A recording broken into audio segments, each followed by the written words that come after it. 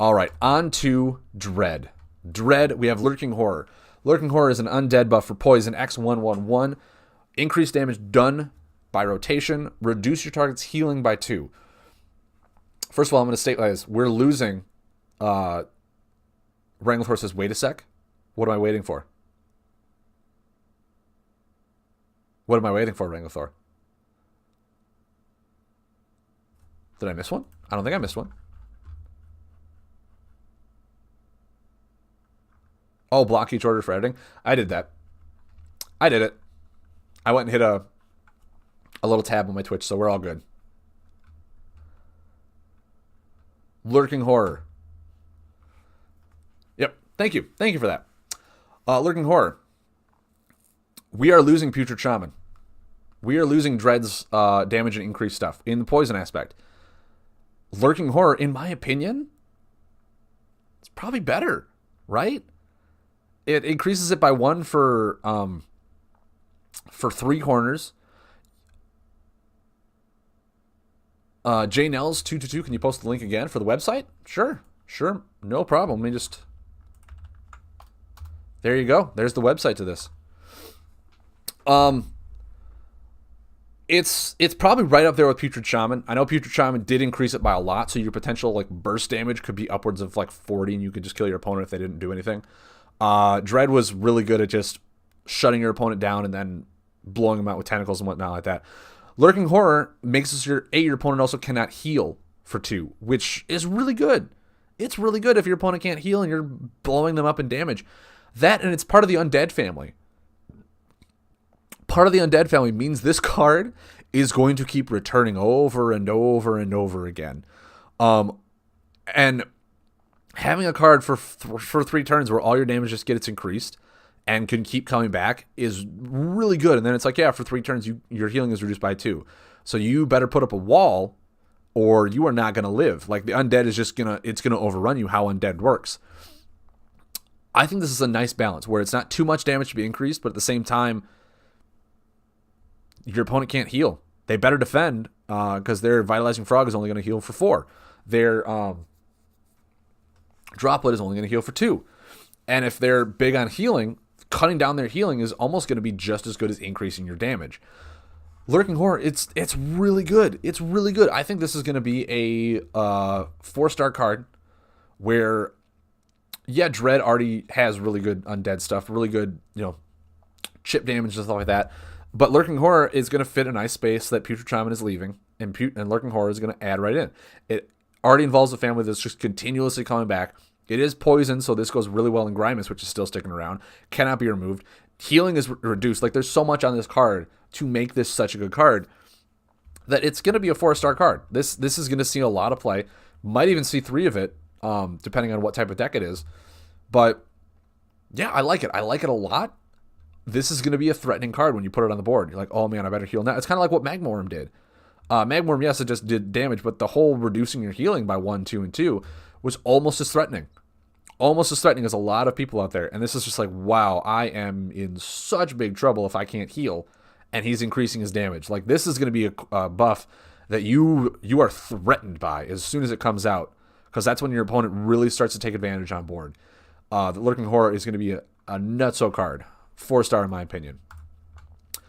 Putrid Behemoth. As a center's play, discard 1 card. Damage to your target. X333. It's a beast card, first of all. Awesome. Love that aspect. It's poison. Awesome. Love that aspect. It's Dread equals Warlock. Essentially, yeah. It's 9 damage. 9 damage. Duskblade Tome killer for 3 turns. Yeah. I mean, it's card draw for Duskblade Tome, but you couldn't heal. Putrid Behemoth. It's a beast card. It does 9 damage. I don't even think the frog. The frog did 8 damage, potentially. This does 9. This is already more damage than the frog did. And because of Dread and how it's working, their discard archetype feels really good. It feels really rewarding, feels really strong because of how much recursion their deck has to bring stuff back from the discard pile. Discarding a card in Dread does not feel all that bad. It doesn't feel bad at all. That Putrid Behemoth, like, this is going to be a really threatening card. It's going to be incredibly threatening.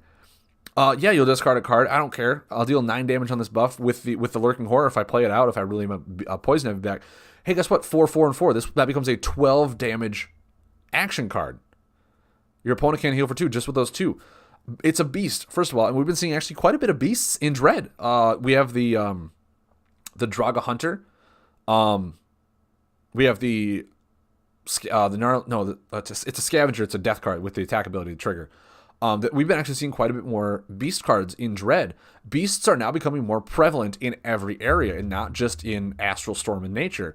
That now Dread is starting to dabble into the beasts, and their beasts are really strong. They are incredibly strong. That Putrid Behemoth, I do think, is going to be a really good card. It's going to be, for the discard archetype, it's going to be like a 4.5 star for the discard archetype. For anything else beyond that, it's a 3-star card. It's 9 damage on 1 buff. Yes, you lose a card when you have to play it, but discarding a card could actually be a benefit. Could actually be a huge benefit. If you're trying to store cards under buffs, which we will see later, discarding a card means you store it instead of discarding it. Discarding a card you splash this into Astral. You could discard a card that you want on the top of your discard pile and then do something incredibly insane without having to lay that card. That a lot of people look at the discard as, oh, I'm losing a card from my hand that could be really bad. Yeah, but there's a lot of benefits and a lot of ways to make discarding work for you. And they've been doing that. They've been building a lot of cards in here where discarding is actually a reward as opposed to a downside. Putrid Behemoth is going to be a really solid card. You're going to slam it on the board, and it's like, yeah, 1 buff is gone, but it's like, oh, this is going to deal 9 damage to me if I don't answer it. This is, essentially what this is for tech of what Maniacal Machine is. Maniacal Machine is, when it leaves play, you take 3 damage, which could be good if you run like in Bigonatron and stuff like that. But it is, once again, 9 damage, which you can manipulate, which you can rotate faster or forward, which Putrid Behemoth is now when it comes into play. You discard a card. And for this, you can find ways to manipulate it, rotate it backwards or forward, and it is 9 damage. Maniacal Machine was seeing a lot of play in tech. I have a feeling this is going to see a lot of play in Dread. The discard, like I said, is probably a benefit to a lot of decks out there. That Putrid Behemoth is a really good card. I'll bump it up even to a 3.5. 3.5, that Putrid Behemoth, depending on the deck that you're running, you don't care if you have to discard 1 additional card to deal 9 damage over the course of 3 turns. That's good. That's really good tempo swing.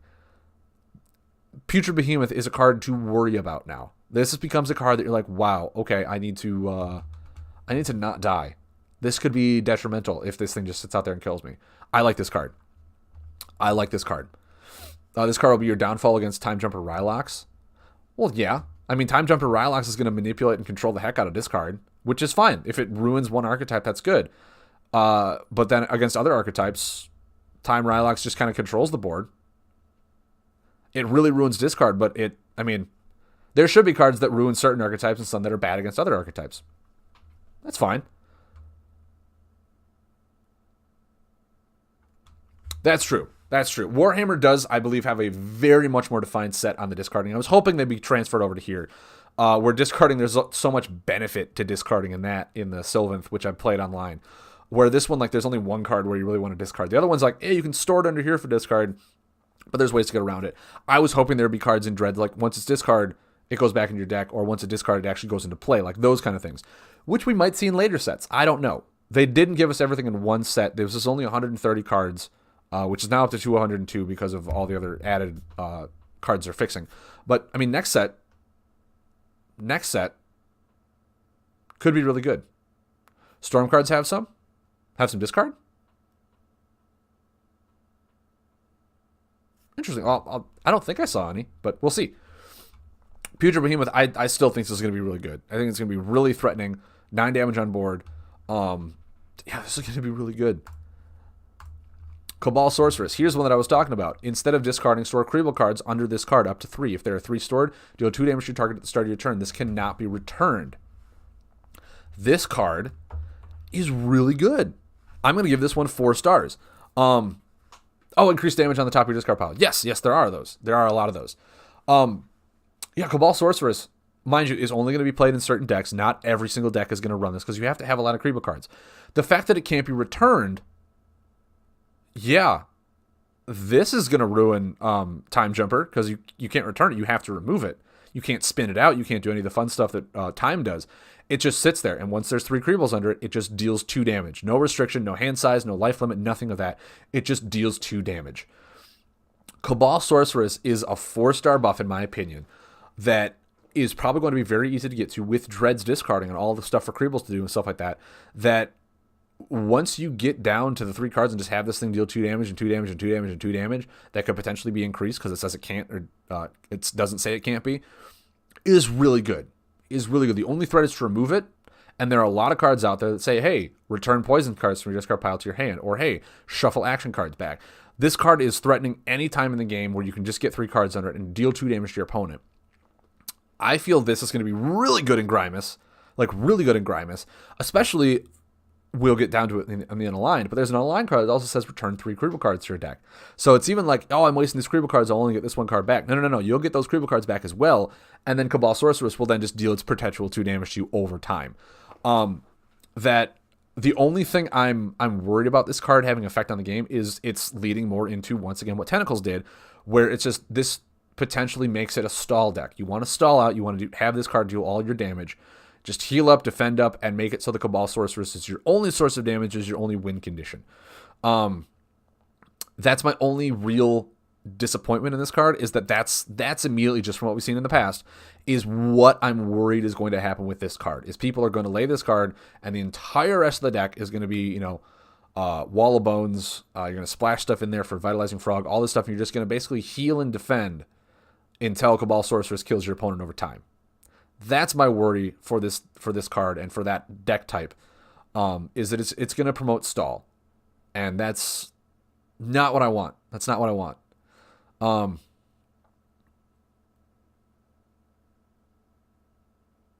It's like that. It's not part of a family.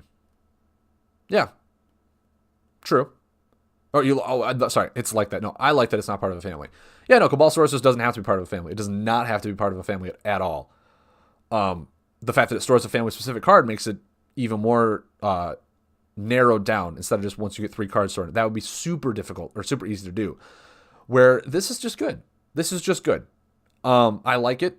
I think this is going to be a very threatening card that it cannot be returned. It has to be removed. And the way Dread plays is much more like, hey, okay, you remove it. Okay, I'll return it. You have to remove it again. There's only so many things you can remove it with unless you add more cards into your deck to remove stuff. That Cabal Sorceress is going to be, I could actually honestly see this not being a Cabal Sorceress deck, but being a Dread Creeble deck that runs this really well and really strongly, and this becomes the threatening cards that your opponent has to look out for. Cabal Sorceress, I say being 4-star, being really good early, mid, late game, just because of how Dread works.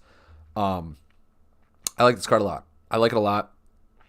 It's going to make Grimace blow up, and Grimace has already been pretty good as it is. So Poison is getting some ridiculous cards, and I love them. Speaking of Poison, Gut Belch Shaman. First of all, it's a Creeble card. Awesome. 4 corners. Cool. Damage from your Poison cards bypasses damage-reducing effects. When any of your cards are discarded by a card effect, restart this buff. You have got to be kidding me. You have got to be kidding me. First of all, this card is probably only... Well, I mean, no, this card could actually be run in just aggro Dread, where just for 4 turns, all your Poison buffs become Spectral Widows. All of your Poison cards become Spectral Widows, but can be increased by effects. They just bypass all damage-reducing effects. So buy Mountain Fort, buy Bubblefish, buy everything. It can be restarted. With how many Dread cards we have that can discard cards to restart this buff, this is insane. It's a Creeble card. So like if you just keep restarting with the Cabal Sorceress, you only need 1 out there on the board. You just discard a second Gut Belch Shaman for a Creeble card, and you just restart this buff. This is really good. This is really good. It's a Poison card, can be brought back from the discard pile. This card, you might be right, Aquamarine. This card might be a 5-star card. This is a card that is going to make or break certain games. It's going to bypass, Mountain Forts, Bubblefishes, Monster Defenders. It's going to bypass all that stuff unless it says you're immune to damage. It's going to bypass all damage-reducing effects. It can be restarted, and in Dread it can be restarted really easily. Even outside of Dread, we have cards like Greedy Gemruff and stuff like that, where discarding a card on your own effect is not that unheard of. To restart this card, it doesn't have burn, can be brought back. It's poison, really works well with your aggro poison. It's a Kriebel card. You can search for it. You can discard it for other things. There is so much good about Gutbelt Shaman that I think that Dread is now hopefully, keep my fingers crossed, hopefully going to lean further away from the tentacles of just constant pain damage using ability to draw cards, play that whole slow game, where you're going to see some hyper aggro Dread decks that just blow you out of the water. And there's nothing you can pretend to heal, and then you have one of those lurking hordes like, no, your healing doesn't even work. You leg up El Shaman, no, your walls don't even work. Like, Dread just literally makes it so that nothing you do will stop this damage, and you're going to die. You need to have buff removal. You need to be able to return buffs. Otherwise, this is going to kill you, and there's nothing you can do about it. That, like, Gutbelt Shaman, in a sense, is probably going to be a 3 of in almost every Dread deck that's out there right now. And the fact that it only works for poison cards really, really hopes and lets me think that because of this card, Tentacles will not be as powerful because Tentacles are shadow. And poison seems to be getting a really big boost right now. So I'm hoping that we'll be seeing more shadow or more poison style Dread decks that really just blow them out of the water, and Tentacles stuff can't keep up with the meta. Gutbelt Shaman, I think, is in the right direction for Dread. But also at the same time, it's like, wow, is this thing too good? Where, like, there's going to be no other Dread deck. If you want to play Dread, you run Poison Dread and you just blow your opponent out before they can do anything. I don't know. But this card is a 3 of in 9/10 of all Dread decks. The only ones it's not is the Abyss package, because the Abyss is all shadow, and this will do nothing for you because it only affects poison stuff. But, like, this is such a good card. Such a good card. Just bypassing all damage, turning all your poison buffs into Spectral Widows. Yeah, don't mind if I do. Like, all 4 of these cards immediately just scream to me the new poison archetype. 3 damage, discard a card, 4 Cabal Sorceress to restart Gutbelt Shaman, put it into play, put Lurking Horror out. This now deals 4 bypassing all damage reduction, and your opponent can't heal for 2 for 3 turns. It's nuts. It's so good, and I cannot wait to see what comes of Dread. Just in these 4 poison cards. What Dread is going to come out the other side of Uprising like. Cannot wait. Now we're on to the death. We have the Barrenwood Butcher. As this enters play, discard 1 card. Third corner is 4 healing, draw 2 cards. I don't know about this one. Obviously, it's gonna fit decently into the discard archetype. As I'm gonna try and build that. That's probably one of the first ones I want to try. Just because I really like the discard archetype. I liked it in all games that I played that had it in. I will want to see its potential in this game too. I do feel like this is going to be a card that your opponent is just going to laugh at you hysterically when they remove it right when you come into play. Right when it comes into play. Because you're discarding a card, then you're waiting 2 turns before you heal for 4 and draw 2 cards. This card, when it first came out, I immediately thought of the card that we are still having in tech. Let me find it real quick so I don't butcher the name, because I have rarely used the card.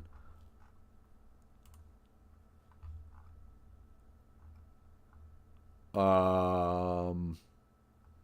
are you? Limb Replacer B6. All right, Limb Replacer B6, if you guys don't know, is a 1/1/6. Corner 1 and 2, move cards from your hand to your deck. Corner 3, 6 healing, draw 2 cards. It's such a detriment right at the beginning that it's almost like as soon as it's removed, it only was a detriment to you. It only hurts you in so many ways. The healing and card draw you almost never made it to. It was just really bad. If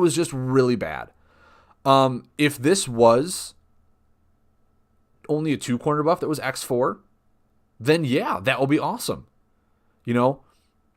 But because it's XX4, it feels really slow. For discard, you want to be able to replace your cards discarding really quickly. You don't want to have to wait several turns to draw 2 cards. It is an Umbreon card, which is awesome. We're finally getting really good Umbreon cards. That's amazing. But it feels like it's too much of a wait for you to discard a card, and then 2 turns later, it is a death card too. That's true. That's very true. It is a death card. Did I not say that? I thought I did. Maybe I said it was undead. Maybe, no, it's death. It is a death card. But yeah, it's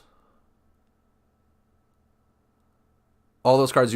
I mean, you can also think of it this way: with going into the end, the Bone Reaper is XX4, which does 4 damage and 4 healing. That felt fine waiting 2 turns because there wasn't a huge detriment. There wasn't a huge, you have to sacrifice so much to lay this card. Where drawing 2 cards and then getting 4 healing and having it not really impact your opponent, just impact your hand, it feels like it takes too long. If it was literally, it came into play and then you waited to heal for 4 and draw 2 cards, then that's fine.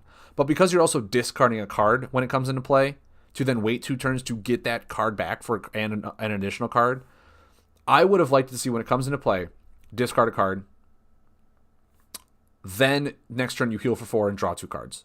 I would have liked to see that. There are a lot of other death cards right now. The like I said, Bone Reaper fits really well.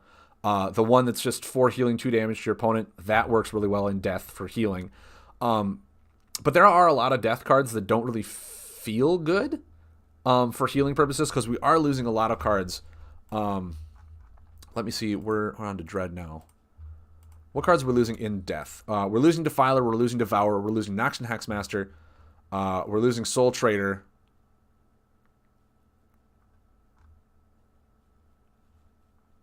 Like, we're losing a lot of our really kind of really strong healing cards. We are keeping Bone Reaper.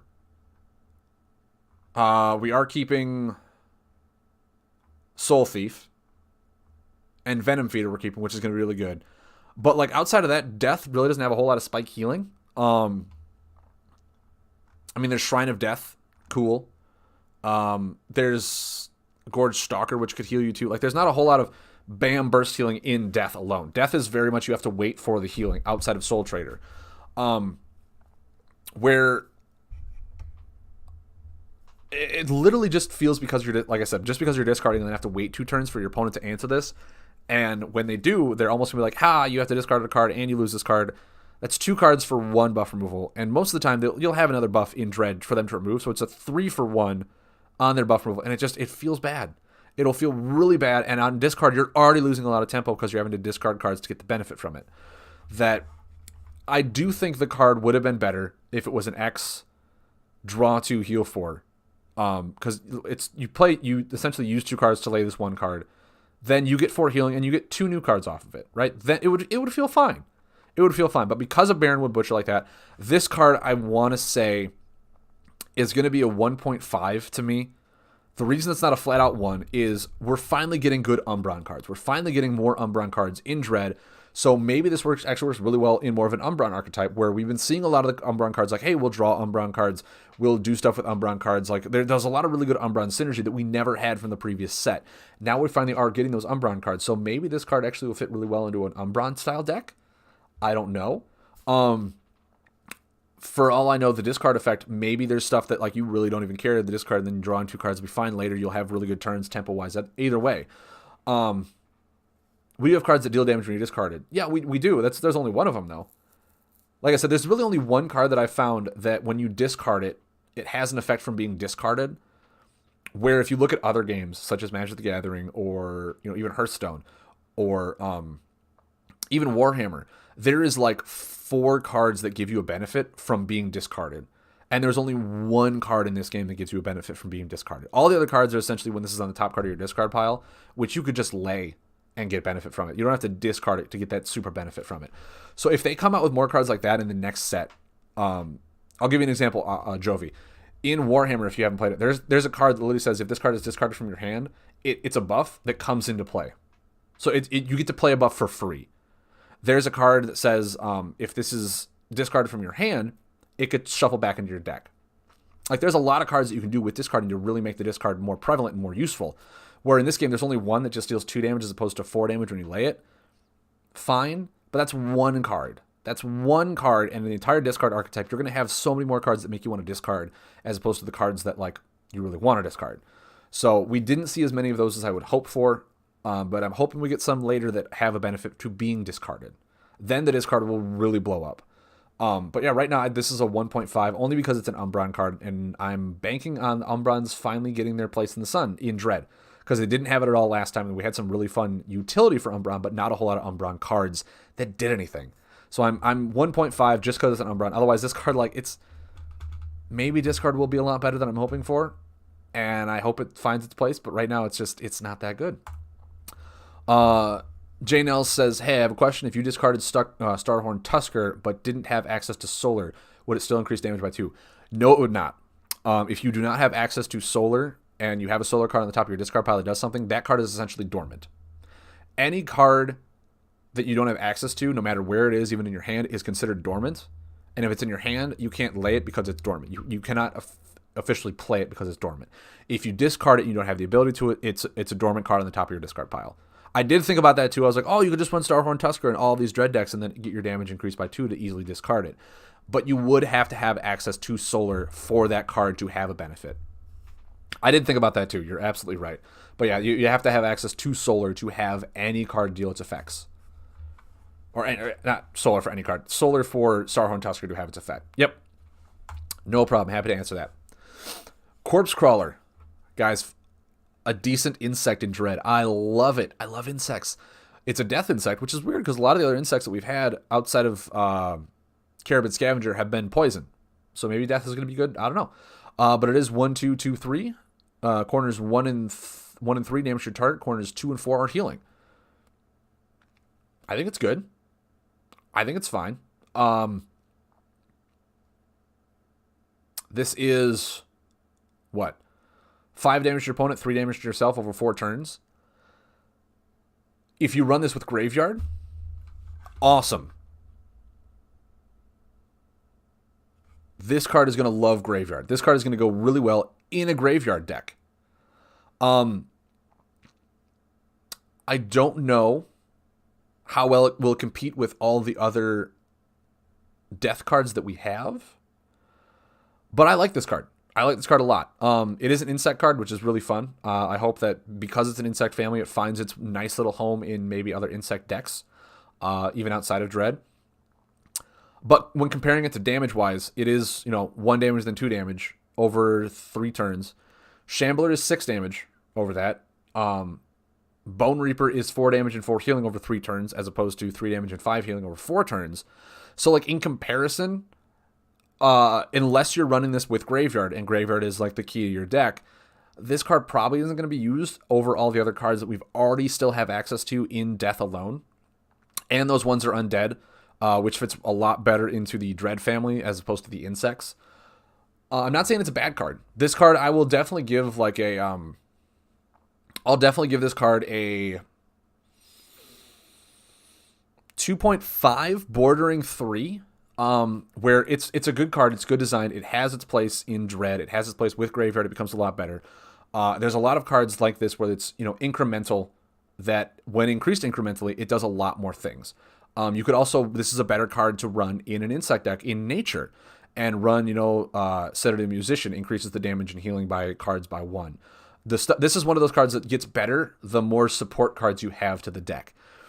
I don't see this being that strong inside of Dread, unfortunately. I see this being strong actually outside of Dread, where you can increase the damage to stuff really nicely. And then, of course, if you do splash it in, you can also splash in Graveyard, which is really weird because Graveyard only works with your death cards. So unless you're splashing in a lot of death, it can work really well. I see this being really good in like a Zelina Bloodroot. Zelina Bloodroot is going to love this. She's going to be a fun insect deck tile now. With this instead of the Musician and Graveyard and then like Insect Swarms and all this stuff, she's going to be a really strong presence with insects just in her 3 alignments that I think this card is going to be amazing for her.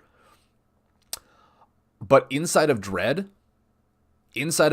I probably would run, just because of how the Dread alignment is, how the archetype is already feeling really strong in Death how for the Undead family. I don't think this card is going to compete with Shambler. I don't think it's going to compete with Bone Reaper, especially now that Undead has become the more dominant family in Dread alone. You're going to see those cards more often than this one. But Corpse Crawler is going to have its nice place outside of Dread. That's where I'm seeing this being more prevalent, is outside of Dread. And I do think this card is incredibly strong and is really good for Zelina Bloodroot, who we have not seen be played. Out of all the mythical heroes that we have, Zelina Bloodroot is probably one of the most or the least amount of played mythical heroes. because her three alignments just don't have a whole lot of synergy, just don't have a whole lot of things to them. That with Corpse Crawler now added in there with cards like Graveyard, with cards like Citadel Musician, all the stuff that help incremental damage and stuff like that. Having a card that has four corners to really keep your incremental stuff up like that is where this card is going to shine. Is when you have a good support card deck with buffs that stay out there for a long time and do stuff instead of just one hit. They do micro damage and minimal hits. That's where this card is going to like knock it out of the park and be really good. So I'm going to give this a 2.5 to 3. Where in Dread, it's not comparable to a lot of the other Dread cards that we've gotten. But in certain situations and in certain decks with certain heroes, like in outside of Dread, is honestly where I see this card shining. I see this card shining a lot outside of Dread. I cannot wait. I think this card is going to be fun.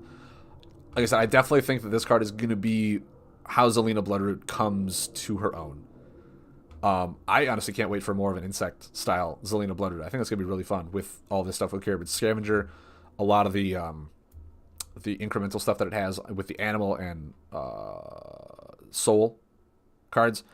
I think she could be a lot of fun. Now we have a Gut Belch Fanatic. We have a Creeble card.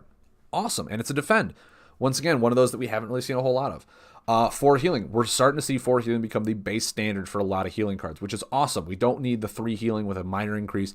4 healing is a perfect base stat line for healing. When you may remove one of your own buffs to return 1 buff on another hero to their owner's hand.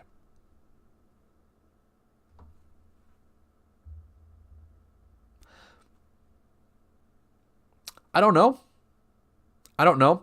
A lot of people, in my opinion, are probably just going to run this for 4 healing, and because it's a Creeble card, it does say you may remove, so there is the condition to like, and the fact that it's you can return an action or a combo buff. The fact that it can return a combo buff is probably where this card is going to shine more, because you're not going to return action buffs. You're not going to remove one of your own action buffs to return one of their action buffs, unless it's like a really heavy hitting one that you like they've waited and planned out properly, and you can mess up a turn. Usually we've only seen that in tech with the whole bouncing and returning stuff like that. There hasn't been a whole lot in... There was like one in nature where you could return stuff, but tech is really where it shined. That with a Gutchbell Fanatic, this could be a fun card. I think I'll give this a 3-star rating. 4 healing is really good. It's really standard. It's probably going to compete with Soul Thief. Because the 2 damage in Soul Thief was kind of negligible. You didn't need to do a whole lot in that. Unless it was, like I said, a graveyard deck where it was 5 healing and 3 damage. Then it was okay. But Gut Belch Fanatic is just 4 healing, base healing, but you can remove one of your own buffs. And in Dread, maybe there are some buffs. Like, hey, they've used their time. You can just toss them away. We have seen stuff like that where on the last corner, you can't restart and you can't do anything. I might as well use the dead corpse buff to get a benefit out of something like that. Where you could just remove one of your own buffs and then return one to their hand and slow them down too while you get 4 healing. That could be good. It could be good. It is a 3-star card. Once again, it's, Creeble, it's death, it's healing. Right there, that already gives it a 3-star. And just the fact that it has a minor bit of board control in Dread, which we really haven't seen a whole lot of board control in Dread. It's just kind of like, hey, I'm going to go wide on board and do my own thing, and then I'll make it so you can't attack me, and then I just kill you. That's what Dread has been known for doing a whole lot. Being board control is really interesting to give to Dread. Just to see what kind of they step away from the Abyss package. I don't know. But Gut Belch Shaman, I do feel like is going to be a really good card. People might run 2 of it in a deck just for the 4 healing. Because like I said, Dread does not have a whole lot of burst healing or like big healing for 4 damage or for 4 healing. That the fact that Dread now has something like that's just 4 healing with a condition to kind of fit certain situations. Yeah, Gut Belch Fanatic is good. It's good. You're going to see play. It is a Creeble card. It's going to be one of those where you're like, wow, I forgot about that card, and now I got to play around it. He's going to get good tempo swings. I like it. I like it a lot. For all I know, it's a 3.5 because returning a card really outweighs tempo on your opponent and really keeps your board vast majority stronger than theirs at all times. So it might even be a 3.5, but I'm going to stick with 3, where it's not going to be a make or break card, but it is going to be fun. No, it does not count as discarding. It's removing. If it was discarding, it would be from your hand or your deck. But removing means that a buff would be removed. In what sense are you thinking about fresh gen?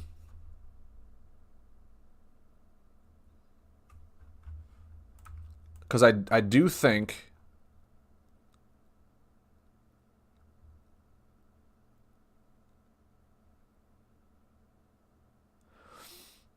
for Cabal Sorceress, when cards are expired, I think in this sense when it says instead of discarding, because it's called the discard pile, if your buff is about to expire, if your buff is removed or anything like that, it would be discarded in this sense and would be caught under Cabal. It would be caught if you removed a Kribble card, and it would be caught under Cabal.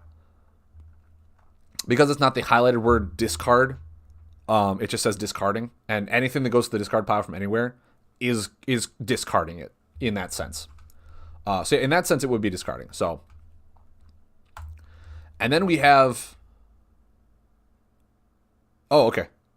Okay. Well, I mean, in the sense, yeah, it's somewhat discarding if it's removed and goes to the discard pile. That's in the sense of that's how it's being discarded. Now we have probably one of the best ones that or the most dynamically cool ones for Dread, and that's the Eternal Hunter. It is an undead card. It does not have burn. Awesome. You may search your deck for an Umbron card and draw it face up. If it's a Dread card, you can play it without consuming an action. That's really good. We've seen a lot of Umbron cards that are just really potent, really strong now in this new set, and if it's Dread, you can play it. Eternal Hunter, it doesn't say an attack or defend. It's just a card. You can put an Umbron buff out there, and without consuming an action. So you can specifically look for an Umbron Terror Guard, and you're at 10. Slam that thing down on the board from anywhere in your deck, and now you're immune to damage for 2 turns. Let me just look at all the Umbron cards that we have so far. If you're playing a very heavy beast deck, you could look for a Crude Exterminator, 3 damage, remove 2 beast cards. If you're looking for a Fortune Master, the opponent cannot play or use abilities from a certain family. Really shut down things like Insect or Beast or anything like that where they're running family-specific decks. Put down a Fortune Master, and now for 3 turns they can't do anything out of nowhere. You could even run this on an undead deck with Necro Dreadlord. Pop down a Necro Dreadlord without consuming an action that isn't death, and then you can start playing undead buffs from your hand. The Umbron Sergeant. Look for an undead card, look at the top 3 cards, draw those 3 without consuming an action. Like, Eternal Hunter it's very specific on the card draw because it has to be Umbron, but we're seeing a lot more Umbron cards lately. And then you can play it for free if it's Dread. And right now, there are a lot of really good Umbron Dread cards, as it is listed like a bunch of, and then the Umbron Terror Guard. Being able to play it for free is better than a tutor, because a tutor is good on its own to be able to search for a card and put it to your hand so then you can lay it next turn and you know you have the card in your hand. This one literally just says, like, Eternal Hunter is like, okay, cool. Whenever I need to, be preventative from dying at 10, this will be a second Umbron Terror Guard in my deck. If I ever need to, draw 3 cards, this card is essentially Umbron Sergeant in my hand. If I ever need to remove beast buffs, this is a Crude Exterminator in my hand. Like, there's a lot of things where just Eternal Hunter is any Dread Umbron card in your deck at any time without consuming an action, because you get to lay it for free. And the way Umbron is being, the way Umbron is going right now, this card it's going to be a 5-star card in my opinion. I would say like 4-star, but you're not going to play this. Well, actually, yeah, I mean, 4 card for Umbron. But I am getting a little ahead of myself where I know for a fact, just because of this guy right here, move up to 2 Kribble cards from your deck to your hand is an Umbron card. Like, just because of these 2 cards, that's why I'm giving it a 5-star. Because you can run like 2, maybe even 1 Eternal Hunter in your deck, run 3 of those in a very heavy Kribble deck. You automatically get to slim your deck down and move 2 Kribble cards from your deck to your hand at any time. At any time. You were waiting to post about that combo? Sorry, Jane Els. Sorry. Yeah, Eternal Hunter and that card it's so good. It's so good. And then if you're just playing an Umbron deck, this card is ridiculously strong in an Umbron deck. Like, this card is going to make Umbron archetype a thing. It's going to make it so strong. Because if you're just playing heavy Umbron cards, then you're going to want 3 of these in your deck. These cards will be whatever Umbron card you want at all times. At all times. But just because of that one card, this card is going to be I'm going to go 4.5. I'm going to go 4.5. I don't want to say 5. I gave 1 5-star to Astral, JNels, and it was the anti-gravity bot. That one I gave 5 stars to. I want to give Eternal Hunter 4.5. Shibes, hello. This card is going to incredibly make Umbrans. It's going to make Umbran's day, and their deck is going to be really strong because of Eternal Hunter.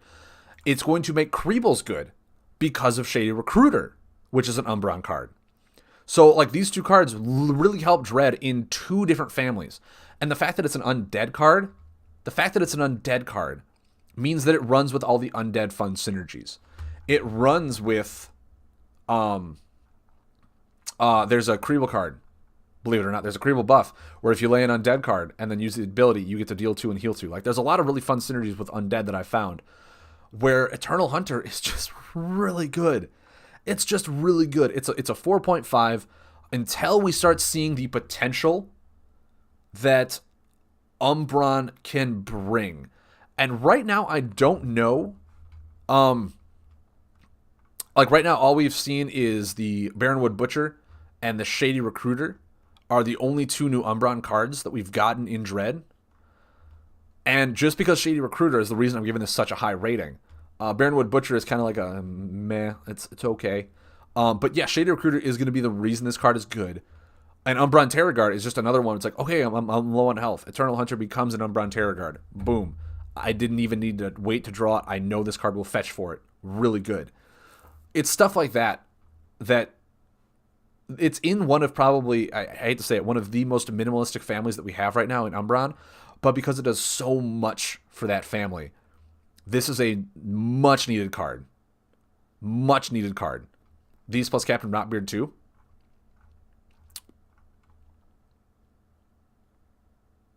Exactly, yeah. Yeah. Captain Rotbeard is going to love that. Eternal Hunter and a Shady Recruiter for free. Then you get Kreeble cards, deal 1 damage for Kreeble and Undead. It's going to love it. But yeah, Eternal Hunter is so good, but you're not going to see it outside of Dread. Because it gets the benefit from Umbran, which is almost solely in Dread. But at the same time, like, even if you do just want to search for an Umbran card, let's just go ahead and look here. You have Umbran Barkeep. You have Umbran Salvager. You have Umbran Thief. You have Umbran Informant. If you splash it into a mountain deck, you can look for a Flame Fist Umbran. Like, there's really good Umbran cards, even if you don't want to find a Dread one to look for. Because I think as Tremendous said, hey, you run in a deck with 3 items, you want to look for that Umbran Salvager? Guess who's got your back? Right? It's so good. S Darbs, hello. Thank you very much for the site. I'm using it. It's been wonderful. So thank you very much. But yeah, Eternal Hunter, it's so good. I don't think it's going to make or break anything. I just think it's like, it's going to have a lot of really fun uses, uses, but it's only going to be included in certain decks. It's not something that like you want to include in almost every deck. It's not something you want to include or make or break the game. But Eternal Hunter is going to be seen in some of the top-ended Dread decks for Umbrans, or just some of the top-ended decks that utilize really powerful Umbran cards. Because it's a tutor. Tutors are good. Tutors get the 4 stars, guys. Tutors always get 4 stars. So good. The fact that there's already a card that we have right now that tutors for 2 more cards. So essentially this one searches for 2 Kreeble cards. Really good. Just putting that out there. Next one we have Shadehoof Scapegoat. Shadow card is a Kreeble card, 4 damage attack. This is the one. If this card is discarded by a card effect, deal 2 damage to your target. It's okay. It's made for a discard deck. The fact that it's the only one made for a discard deck, kind of sad. They have so much more potential to do, and I hope they increase that potential with the next set. I'm going to give this 3.5. It's made for the discard archetype.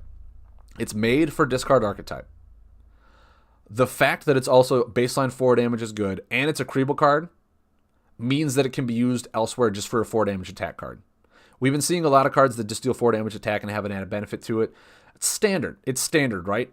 It is a Kriebel card. We haven't had a whole lot of Kriebel discard card effects, or just like action cards that I'm seeing. We literally went through that with our Astral stuff, where if you like a Kriebel, there's not a whole lot of attack and defend cards. So, Shaded Scapegoat. It's gonna be one. It's gonna be one that you see. Yeah, it's a 3-star card because of the discard. It's the only one that works for the discard. It gets the added 0.5 because it's a Kriebel card, so it does fit other uses. And for 4 damage, you can just splash it in there for a 4 damage attack card that's Kriebel that you can get back because it doesn't have burn. It could go in a lot more decks outside of the discard one, but its home is made for discard. It's a card made for discard, but because it's still decent, it's going to be seen outside. So, yeah, if it's made for anti-discard too. Like I was telling other people, I cannot wait till someone like is at 2 health and they greedy gem rough me and I discard this to deal 2 damage to them and kill them, and they're like, "What?" And I'm like, "Yeah." So,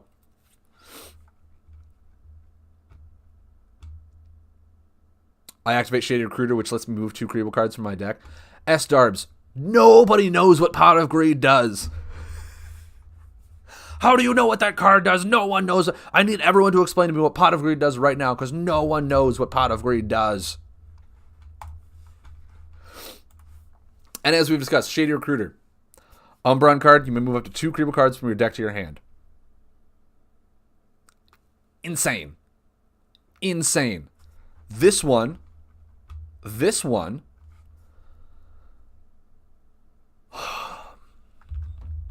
like, first of all, it's Shadow. Shadow's probably the best one that you splash into in Dread. It's a tutor that searches for 2 cards. The only tutor that I know of that we search for more than 1 card from a family. Kriebels being the most prominent family this set has to offer.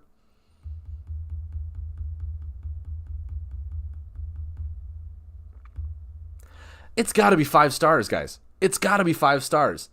You're gonna splash Shadow in regardless, and guess what? You splash Shadow in, you get Shadow Puppets, you get Necro Dreadlings, you get Tentacles, you get everything you want in Shadow.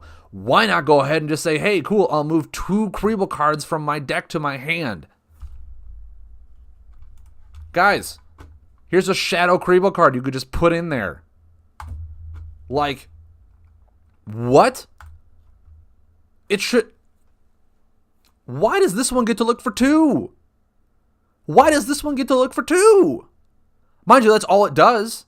That's all it does. A lot of the other ones up there were like, when you get to search for a Chimchu, you better have a Chimchu on the top of your deck.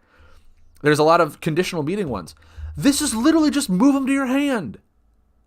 Just look through your deck for 2 cards. Put them to your hand. You're running a Kriebel heavy deck, you are going to find a way to splash this in there. You are going to find a way to splash this in there. 100% of the time. This essentially is Umbron Barkeep, but you don't need to have a low hand size to get the benefit. And you get to look for 2 specific cards. So if you're running this in your deck, you're running specific Kriebel cards that you want to find always to use in your deck for Kriebel synergy. This isn't just 2 cards and be like, "Oh, I hope I draw the cards I need." No. This is, I will go find the cards I need. That's what this card says. I will go and find the cards I need. 2 of them. This is ridiculous. I splash Shadow into Storm sometime with 2 Fearless Divers into my hand. Shibes, you are a hero. You are a man among men, my sir. Oh, that is incredible. But yeah, Shady Recruiter. This is nuts. This is so good.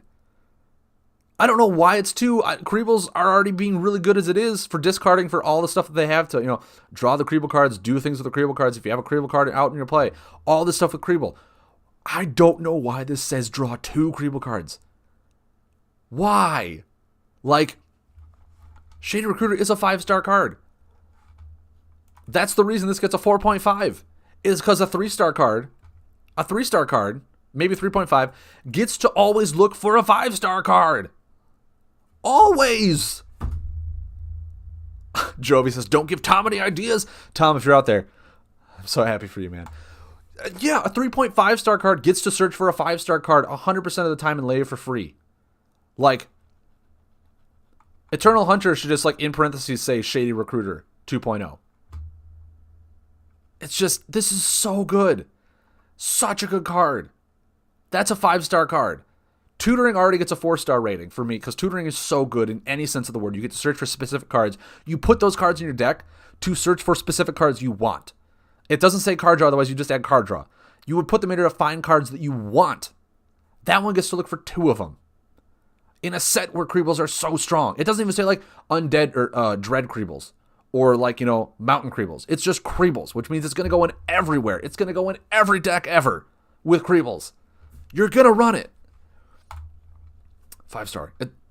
It's two. The 2 cards that are given 5-star ratings have been common. What's up with that?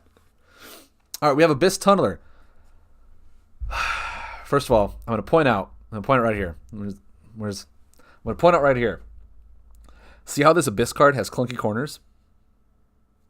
Does anyone else realize that? Anyone else?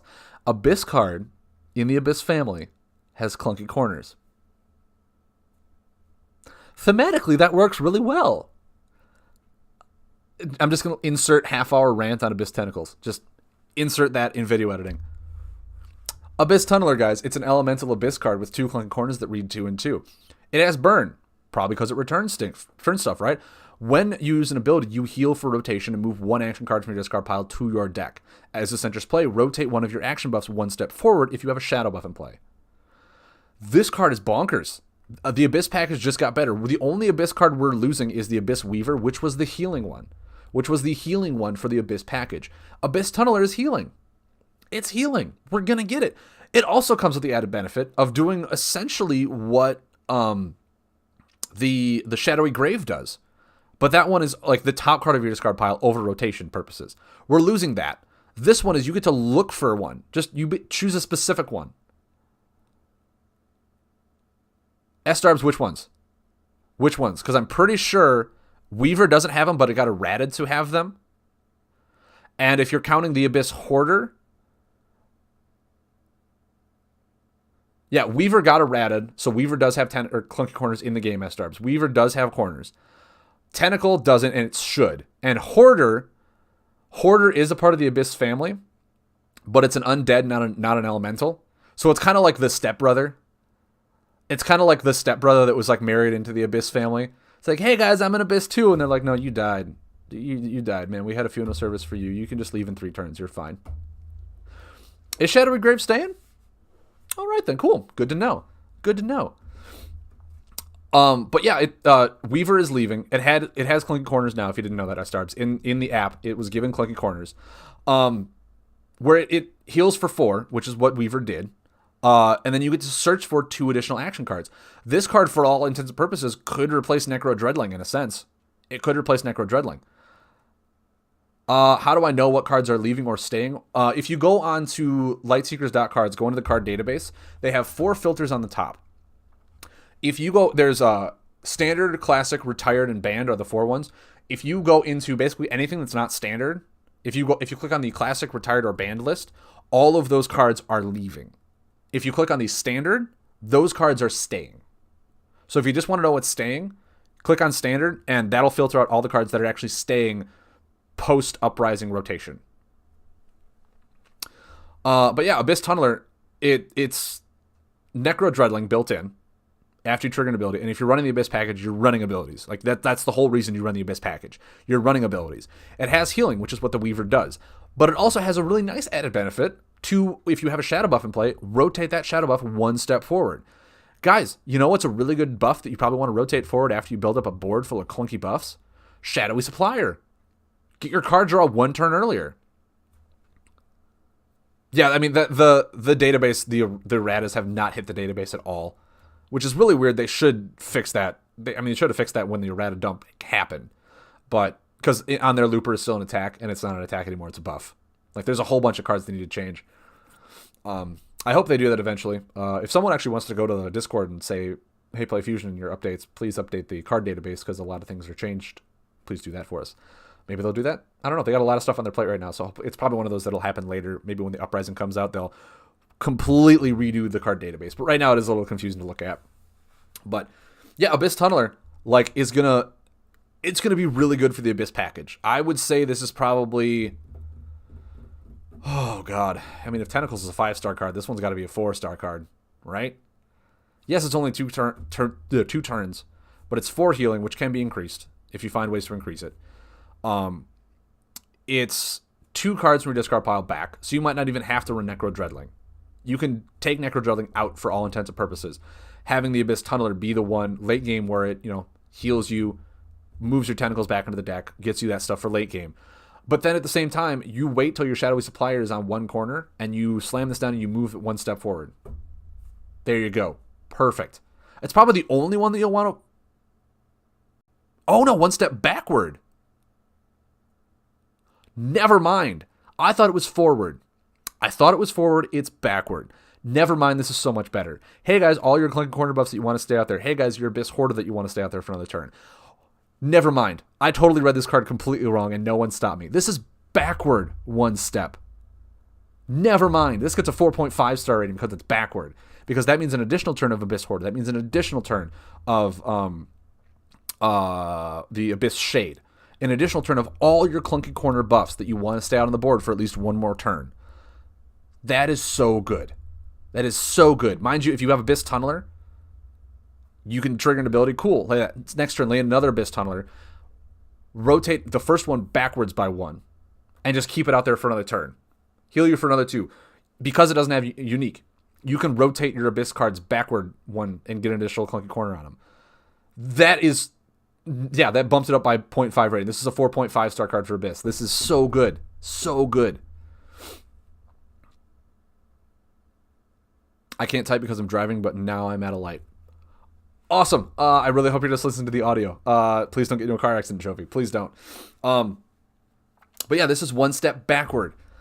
And for Clunky Corners, rotating stuff 1 step backward is really easy. You don't have to. It's easy to time it up right. So yeah, you get an additional corner of Hoarder. You get an additional corner of Shade. You get an additional corner of pretty much anything. Anything in your shadow-based deck. Or just any buff in your in a very shadow-heavy deck. You get another corner of Wall of Bones. Like, keeping a buff on board for 1 more turn while healing, while getting cards back from your discard pile. Abyss Tunneler does so much. It does so much. It's good. It's really good. It's gonna be right up there with Tentacles. Mind you, like, all the Abyss cards are up there with I think Abyss Shade is, in my opinion, one of the weaker ones to have. It is 4 corners. It draws you a card when it comes into play if you have an Abyss card or Abyss buff out. But, like, Abyss Tunneler, it does so much so quickly, so rapidly, that the Abyss package is not going anywhere. Yeah, exactly. You could even back your Shadow Supplier the turn you draw and then draw more next turn. Yeah, S-Darbs, exactly. Exactly. This Abyss Tunneler is more than the Abyss package needed, but it got it. And I feel like because of it, people are still going to play the Abyss package deck. People are still going to play an Abyss Dread deck over, like, the really cool Undead decks or the cool Umbron decks that we're getting. Or even some cool Creeble decks, even discard. People are going to still run the Abyss decks. And it's because the Tentacle doesn't have corners, so it has unlimited damage potential in it. Please give it 4 Clunky Corners that have 2 on it. Keep it when it comes into play. You get additional action for the Shadow buff. Keep it at that. But then its max damage output is 4 corners of 2 damage. Please do that for me and make it so that the Abyss package is not so detrimentally powerful with unlimited damage. For the love of all that is holy, please. Please. For me. For everyone. You've already fixed 1 card that I complained about in the game. Please do it again. Please. So many people are on my side about this. All right, yeah, 4.5 because I misread that card. That card's amazing. Conclave Spy. Shadow card. This is essentially the Noxian Assassin. When any of your buffs are about to be removed by another hero, heal for 1 and move the last discarded action card to your hand. Concave Spy... Like, it's good. It's not necessary. I see this being one of those that's more splashed into other alignments as opposed to being played in Dread. Mostly because Dread already has a lot of ways to get specific action cards back. This one, Necro Dreadling. All that other stuff to get cards back. What Dread also has, or not Dread, no, what Dread also has, compared to a lot of other alignments, are cards that have burn on them. It doesn't say you get to move your last non-discarded burn or non-burn discarded action card to your hand. If it's burn, you don't get to do it. You get the one heal and that's it. Conclave Spy, I want to say, it's like a 2.5 card. It's a 2.5 where it's good, but it's not good in Dread, which is really weird to say. It's good, but it's not good in Dread. It could be good in Dread if you're running more like an undead deck, where a lot of those undead stuff just don't have burn. So it could be fine in that. But a lot of the stuff that we see right now, there's already a lot better cards that just bring back specific stuff either to your hand or to your deck for Dread alone, where you don't need a Conclave Spy. You don't need it. And those ones are also specific ones. You get to look through and choose the ones you want back, where this is just the top one. Conclave Spy, I see being one splashed into a lot of other orders, where it just getting a card back in any certain order is fine. But it is Shadow, so why would you not run Necro Dreadling to move 3 of them back to your deck? Yeah, it goes back to your hand, but it's also one of those, like, there's only so much buff removal that your opponent can have unless they're playing control. Very limited action of what you can return to your hand. If it's a combo on top, this only gives you 1 healing. You don't even get to return anything. At least the Noxian Assassin dealt 4 damage when they were about to remove any buff. That was actually really good. This one is just like, okay, the top card better not be a combo, and it better not have burn, and it better be a better one than what my opponent's removing, right? Conclave Spy, it's just, there's other cards that do this better. It's not a threat to a whole lot of things. That's why I give it a 2.5, maybe even a 2. If it wasn't in Shadow, I might say it's better if it was like a death buff. For splashing, it would be better. Oh, no, you're right, JNLs. It just does say your last discarded action card. Not it says if your top discarded card is an action card. I keep getting that mixed up because I ran so much Geode Hatchling that I just assume all that's with Hatchling. No, you're absolutely right, JNLs. If it's combo, then yeah, it comes back to your hand if it's the last discarded action card to your hand. But Dread has a lot of burn.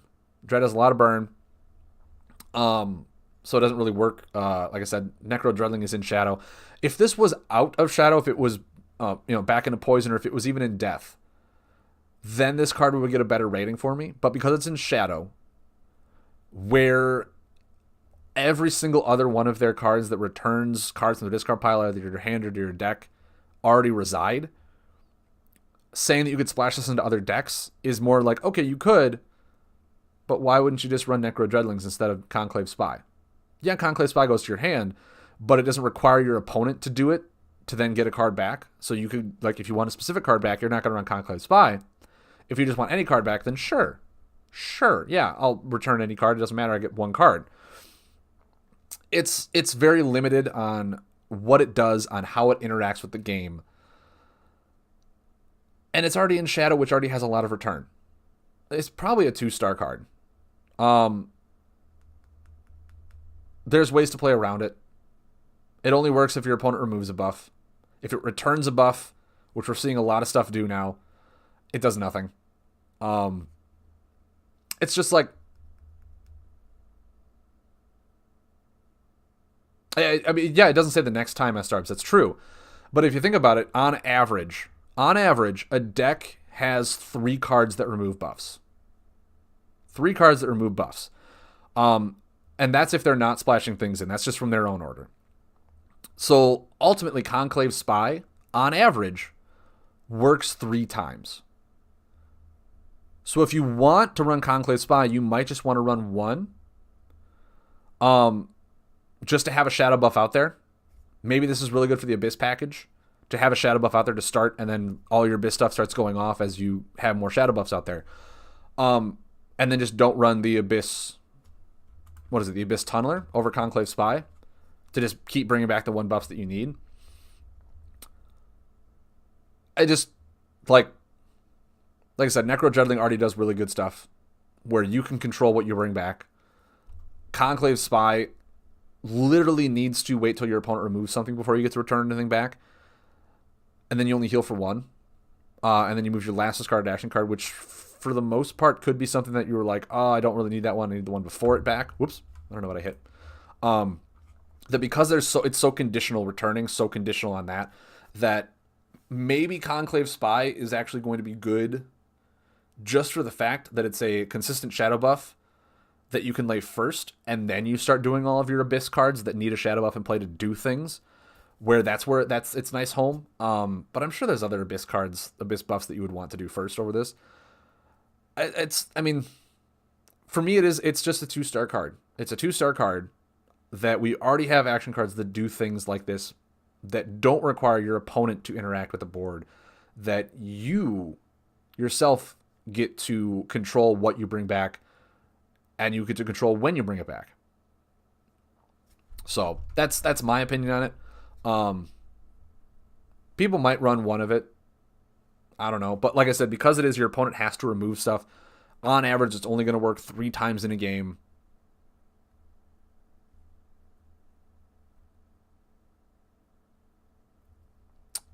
You play this with something that your opponent needs to remove.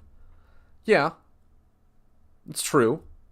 And then you get to bring 1 card back. I mean, that's true. But late in the game, Conclave Spy just becomes a dead card, right? It becomes a shadow buff that sits out there and does nothing. Which then again, maybe that's what you want for your Abyss package. I'm not saying there's not potential with it. I'm just saying that over a lot of other Dread cards, there's cards like the Necro Dreadling and all those other cards that bring specific ones back that do what this does better, in my opinion. Conclave Spy, like I said, there could be nice decks that don't want Dreadling and run this over Dreadling because you lay this next to a buff that's going to be removed and then you get something back. But you don't get to choose which one you bring back. It goes to your hand, yes, not to your deck. Like there's back and forth. I will say there's back and forth. I'm not saying it's a bad card. I'm not saying it's the best card. I'm saying that this card probably will fit in certain situations better than Necro Dreadling, but 4 out of 5 times, I don't see why you wouldn't just run Necro Dreadling to make sure that you always bring back your tentacles, as opposed to Conclave Spy when you're like, oh, I really hope I hit a tentacle with this return. It's just one of those where the play around it to get the best benefit over certain other cards that are more specific. It's to me, it's more difficult to play than a lot of other Dread cards that we have that do what this one does more efficiently. Probably not as effectively because it goes to your deck, not your hand, but more efficiently, where you at least know what you're getting back. That's why I'm saying Conclave Spy, to me, just gets 2. It's probably going to find a spot, and I'm probably going to be wrong. But I do think that, I assume this should have burn, right? I don't know. Did they say Conclave Spy had burn? It brings cards back, I would assume so. If it didn't, this causes another loop. Did Conclave Spy have burn?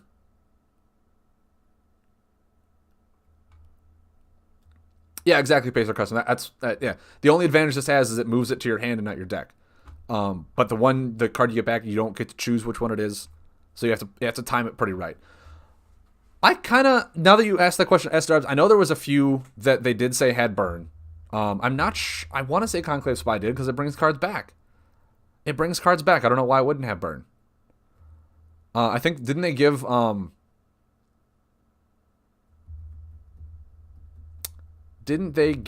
Time Warden burn? Because of the Time Warden loop? Or Warden of Time, sorry. Conclave Spy, I mean, if it doesn't have burn, cool. Then maybe you could do this with the whole loop.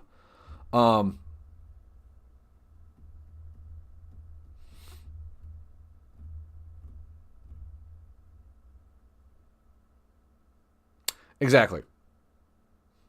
No worries, man. But yeah, it's like it only works on average 3 times. And if you don't draw it till late in the game, the only good thing this has is it's a shadow buff out there that you can use to then work with your other shadow buffs. That's about it. So I mean, there's ups and downs, but I'm sticking with my 2-star rating until I've been proven wrong. I'm sticking with my 2-star rating, where I still see Necro Dreadling being used over Conclave Spy. I still seeing it being used.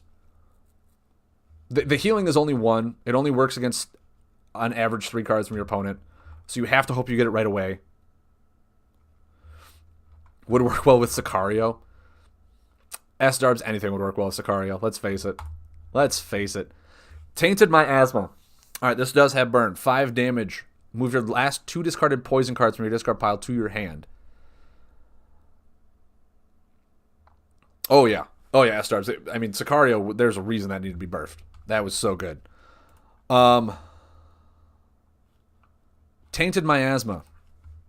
Tainted Miasma. Here we go. Sorry, I'm doing a whole bunch of other things. 5 damage. Move your last 2 discarded poison cards from your discard pile to your hand. That's really good.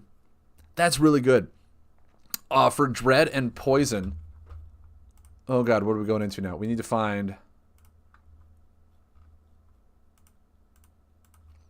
Dread and Poison. We have Living Shadows. Trigger the current effect on all your poison shadow buffs, including any abilities on them. Okay. But it kind of made it so that you needed to have a heavy board for it. I didn't see that card being played a whole lot, in all honesty.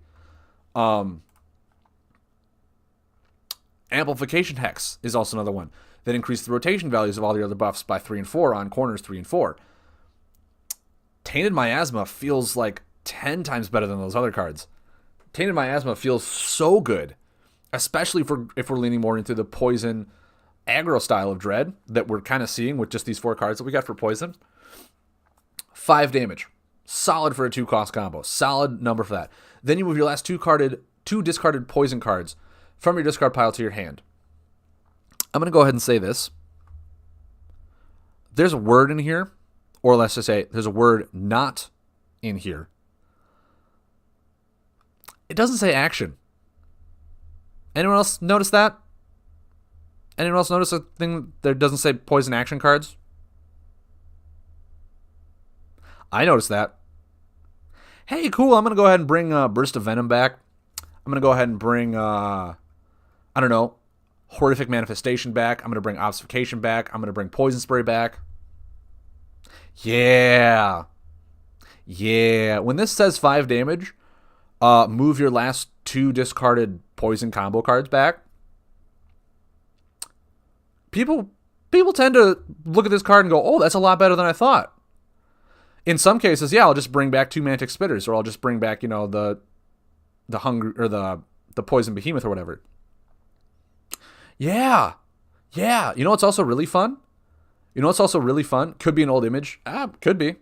Combos tend to do ridiculous things like this that doesn't say action. That's true. What's also a really fun card in Dread is the Life Leecher, I believe is what it's called, which returns poison action cards from your discard pile to your hand. And that's a death card. So you know what you can do? You can just return you can return the poison action card that's on top of your discard pile and make it so your top 2 discarded poison cards are combo cards. There's really a lot of fun ways to manipulate the order of your deck in Undead or in Dread so that you will always get back poison combos. Feels pretty good. Mind you, they don't even go back to your deck. They go right back into your hand. So if you move Poison Spray and Burst of Venom, or Poison Spray and Contamination, or Poison Spray and anything you really want, move 2 combos where one pays for the other, feels good. Feels really good. This card is going to, I want to say, not a 5-star. I wouldn't say 5-star.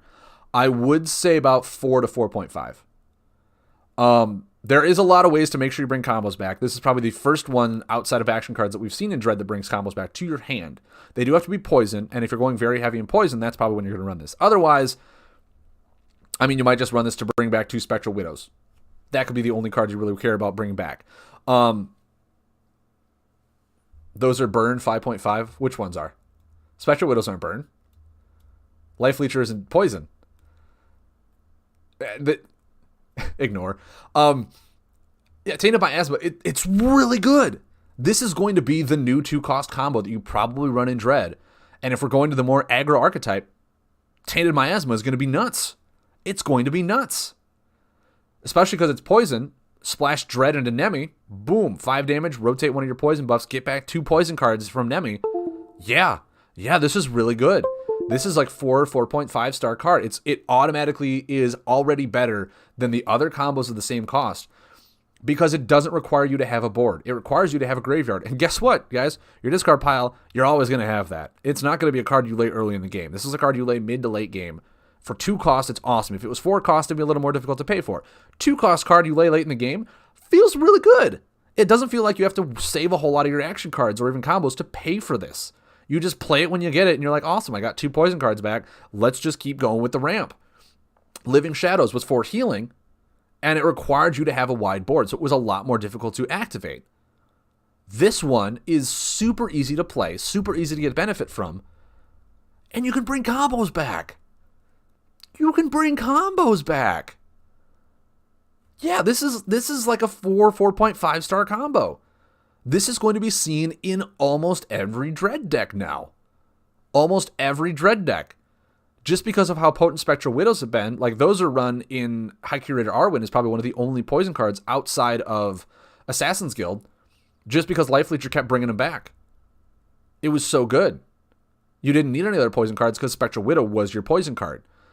Tainted Miasma, 5 damage, bring 2 poison cards back. Yeah, this is really good. This is really good. Played properly, you can always bring combos back with this thing. 4.5 star card. It's not going to break the game. It's not going to be included in every deck. Actually, no, now that I just said that, where the only card you really need to worry about is just Spectral Widow. This is a 5-star combo. 5-star. I'm calling it right now. 5-star combo. 5-star right now. 5-star. Ignore what I said before. 4.5. No, we'll bump this up to 5 just because of how much I talked this card up to myself. Right away. Changed my own opinion. 5-star combo right there. This card is going to be so good in any Dread deck. You only need 2 specific poison cards to make this thing work. Can be combos, cannot be combos. But because it's not restricted to action cards, it's bonkers. 5 stars. Change my mind midstream. I'm allowed to do that. It's my show. What do you want from me? Come over here. Talk to me. Persuade me not to. 5-star. So good. I'm going to see it in every Dread deck. I can guarantee you it. Now that I read, it's like, oh, it's not action cards. Everyone's like, what? I need 50 of those right now. I only need to use 1, but I want 50 of them so my opponents don't have them. That's why I want all of them. Give me your stock. Skeletal Ward. As does Enters Play, heal for 6. Awesome. It's a buff. Has immediate impact. Right when it comes into play. Already feel it. Now cancel the next combo attack against you. It's not bad. The only thing I see not bad is because we are now leaning more into the buff-heavy meta. We're now leaning more into where a lot of people are going to start laying the combo buffs. They're going to start laying the combo defends. If you're going against a deck that just runs a bunch of combo attacks, then yeah, this is awesome. Otherwise, how I see this is it's 6 healing for a combo, and then stays out there as a death buff that potentially doesn't do anything. If they're not running any combo attacks, this is just 6 healing. If they are running combo attacks, this is Skeletal Ward I see as being one of the combo cards that is a sideboard more than a main deck run, based on what decks are going to start coming to the list.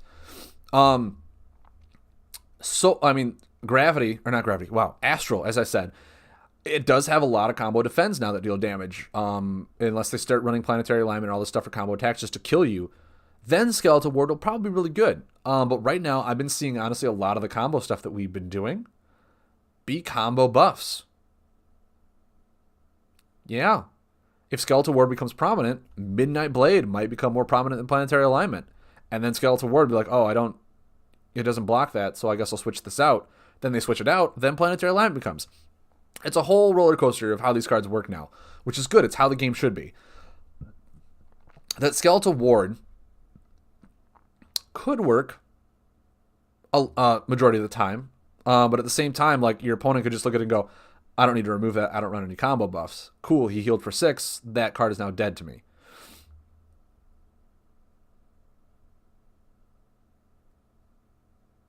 Yeah, but you wouldn't want to run combo attacks. Oh, who wouldn't want to run combo? No, that's true. I mean, they are kill shots. That's very true. But like I said, in Astral, where it was very prominent, Astral's now getting a lot of combo defense, which are now becoming kill shots. There's a lot of combo buffs that you can manipulate and rotate to become your kill shots. I'm not saying combo attacks will never be run. I'm not saying that. There'll always be combo attacks. I'm just saying that they will start being seen few and far between. Where this one will stop probably specific ones, and all the other ones you'll probably just... I mean, there could be a lot of decks out there that run 5 combo buffs, and this does nothing but 6 healing. I'm not saying it's useless. It's still a good card. It's still really good. And also compared to our previous predecessor that is now, I believe, leaving. No, it's not. Rigor Mortis. Rigor Mortis was the double dread or double death combo, which had 2 clunky corners, which you had to activate. It didn't give you an immediate effect right when it comes into the board. And it was a defend ability to activate, and you could store defense under it and heal. Or to store cards under it, yeah. So you could potentially get bigger burst healing with that card. Whereas Skeletal Ward feels honestly better than Rigor Mortis ever did. Immediate 6 healing, which is what Dread needs in healing. It needs some burst healing outside of its action cards, which are only 4 right now. And then it could stop from a kill shot. Yeah. This is probably a 3-star combo. I'd say 3-star. It's better than Rigor Mortis. Rigor Mortis was probably like a 1-star combo, which wasn't seeing a whole lot of play. Maybe a 1.5. I don't know. But Skeletal Ward feels just better than what its predecessor Rigor Mortis was. And you could run this easily into a deck that you just splash death into, or we can finally have a decent buff that's death only in Zelena Bloodroot. This is so much better than that. That Skeletal Ward, yeah, it's just a nice middle ground. 6 healing off of a 2-cost combo feels good. And then if they do run a combo attack, it just cancels it. You could prevent yourself from a kill shot if you know your opponent's deck. Other than that, I mean, like I said, if we are leaning into a more combo buff heavy meta, could not work. Could just be 6 healing. And just because of how death is, 6 healing off of an action card is fine. It's fine. The only other one we have is 8 healing, and that's Devour Soul, and that removes a buff too, but that's also Death Shadow. So if you're just running Soul Death, yeah, Skeletal Ward is fine. It's a 3-star combo. Right middle ground. Fits really nice. Has impact when it hits the board, which is already a plus for me, but then if your opponent does run combo attacks, they have to deal with it. If they don't, it's just a dead buff that sits on the board. That's about it. I'm fine with it. I'm fine. Next one we have is Poisonous Mist. I love this combo, first of all. Before we even get into it, I love it so much. 3 poison right away. Could be kind of difficult to pay for. We are seeing a lot more poison-heavy decks. So maybe this one's actually pretty easy to pay for in the long run. I don't know. Oh, yeah, plus for immediate card effect. Exactly. I love these buffs that give immediate effect. I'm so happy they're starting to do this now. Where it's just damage, 3, 3, 2, and 2. Awesome. Oh, man, my nose is really itchy. Yeah, 3, 3, 2, and 2. That's fine. It can be increased if you somehow increase it. It's all poison. So, last I checked, where are you? Where's my new buddy? Damage from your poison cards bypasses. Yeah, so poison combos also work on it too. Once again, really good in a poison archetype. But then it has the added bonus of removing 1 beast buff from your target. Yeah. I'll take a combo that removes specific family buffs. I mean, mind you, we already have an action card that removes 2 beast buffs. Don't know why that one is 2 as opposed to all the other ones for family specific removal, removing 1. Don't know why. Beast is becoming a lot more prevalent now in every area, so maybe that's why it's up to 2, is because we're seeing beasts in every area, so it's like always going to be the best one.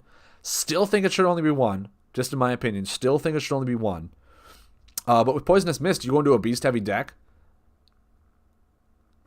you can stop Thunderslug right in Strack, that's true. But if you lay this first, and then they lay Thunderslug, and Thunderslug removes Poisonous Mist, well then you can't. But yeah, if you play this, yeah, it kills Thunderslug. Outside of that, and then it just removes beast buffs galore. So like you run this to kill beast decks. You just slaughter them and hope they don't have a removal to kill Poisonous Mist. I like it. It's a little heavy to pay for with poison heavy, so it's not going to be as impactful. They already have poison action cards that remove two beast buffs at a time. I want to give this a 3. But in all honesty, it's probably going to be like a 2 to a 2.5 for me. Only because they already have an action card that removes 2 beast buffs that doesn't have burn that you can bring back. It's a poison card. We've already seen a lot of cards that bring poison cards back. Having Poison Mist along with that action card is kind of overkill. It's kind of overkill for one family. If the action card only removed 1, then I'd say maybe. But this only removes 1 for 4 corners, yeah. But then they could easily just remove this buff and it doesn't do anything. Removes 1 buff. That's fine. But the other action card was literally 2. 2 for 1. It's pretty good. And it was poison, so it's not even like it's a different order alignment. Poison Mist, if it was 3/3/3/3, then yeah, 12 damage on an action card feels good. This is 10 on a 3 cost. Feels kind of low when you compare it to all the other damaging cards that are out there. Can be increased. Does have a lot of really fun utility to be, bypassing effects. So that could be something to run it with as well. But yeah, to me, it's just like Crude Exterminator isn't burn. All the family specific removal does not have burn. All the family specific removal does not have burn. So like Blast Spot, the Hive Flusher, none of those have burn. You can bring those back. Yeah, this is probably, I want to say like a 2. It's a 2-star combo. Extra backup to go against Storm sideboard. Yeah, I mean, you could. But yeah, this is probably a more sideboarded combo than anything. Because it is 3 poison. We do have a lot of other things that do 2 poison really well. Like, Poison Spray, Burst of Venom, and Venom Veins are all staying in.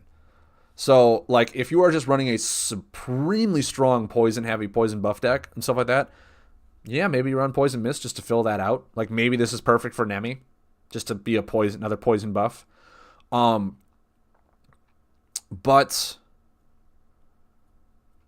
because it is, like I said, beast buffs, and because Poison already has an action card that removes 2 for 1, that's what kind of makes me think Poison Mist is just kind of like, it's trying to compete with what an action card already does, and in some cases it does it better.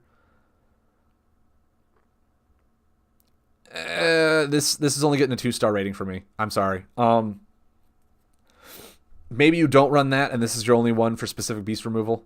Maybe that is, and if that's the case, you try and bait out other stuff, and then they remove this as opposed to your other cards that you don't want removed in a beast-heavy deck. I don't know. But yeah, Poisonous Mist, it's a 2-star for me. This is kind of one of those things where I was like, if you have an action card that does something really well, and then you have a combo card that does something essentially what that action card does, but like a little differently or slightly better, would you rather have the combo do that you have to pay for, or just run 3 of those action cards that you get more benefit from and don't have to spend card value on it, right?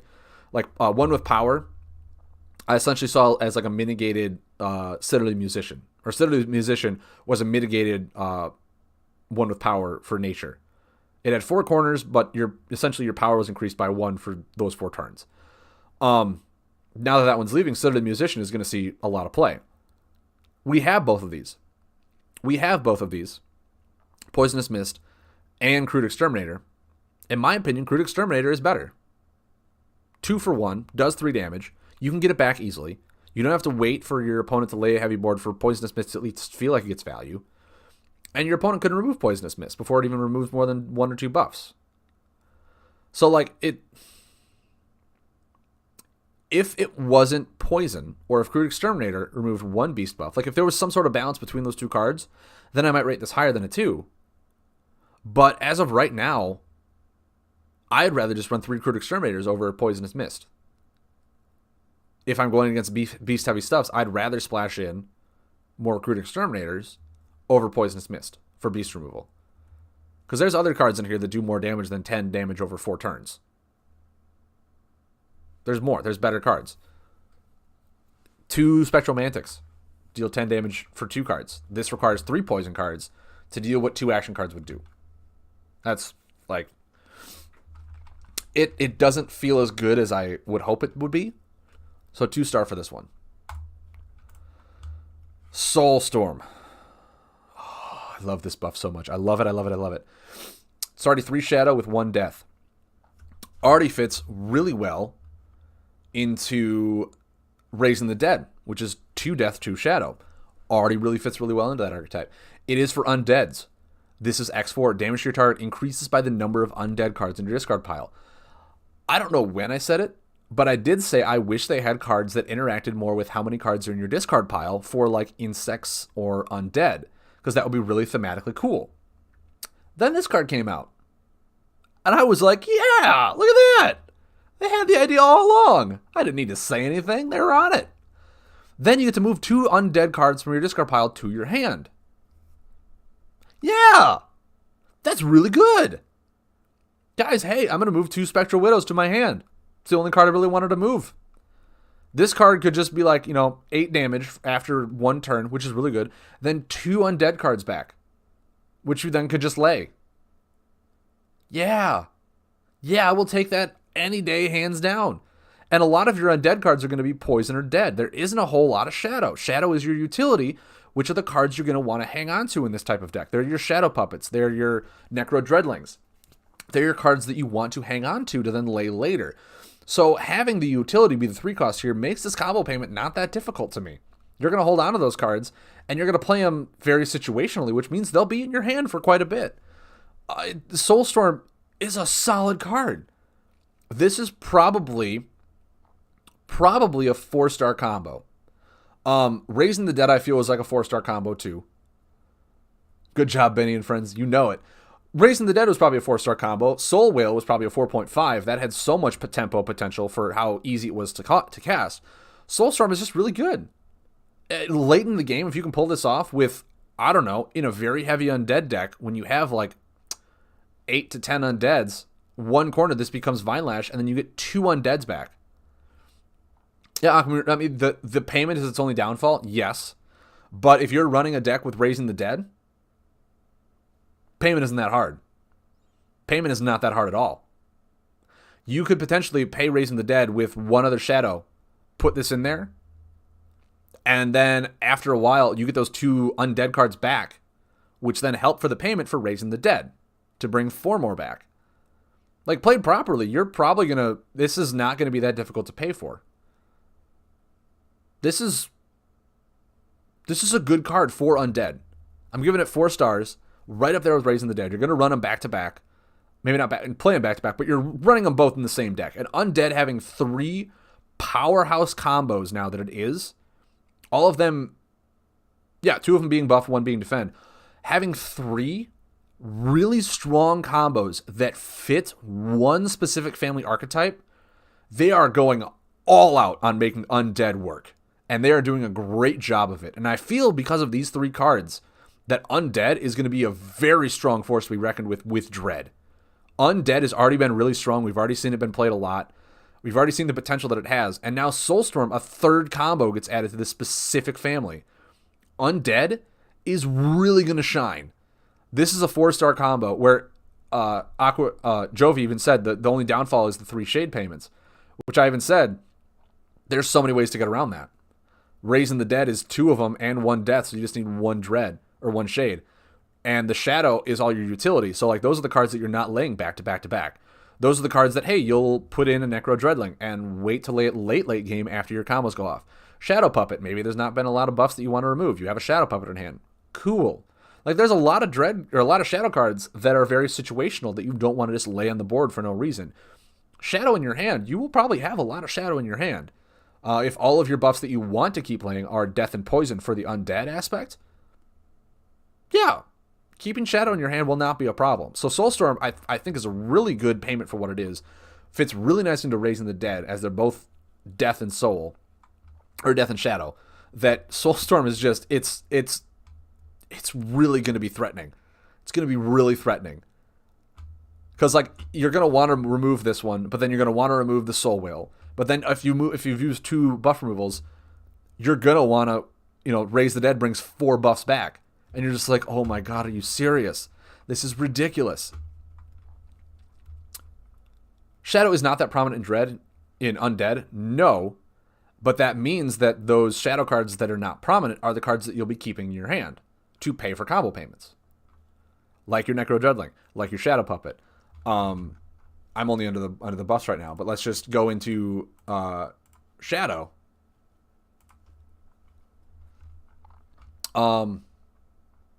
Heck, run a Blood Pact Redeemer so you can bring these combos back. There's a shadow card that you could just run one of in here. The Necro Dreadling, as I already said.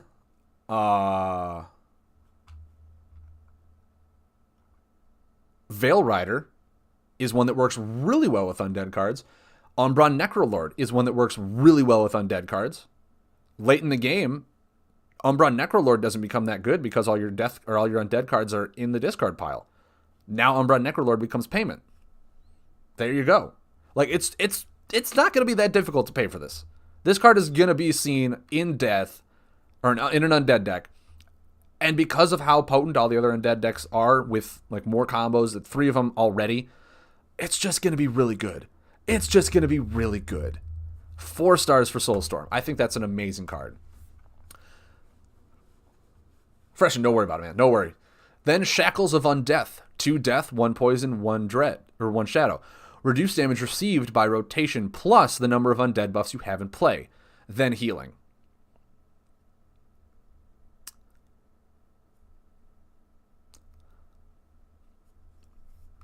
Meh? I mean, meh? For 4 turns, let's see, what's the combo this one is replacing? If this one is replacing a combo at all.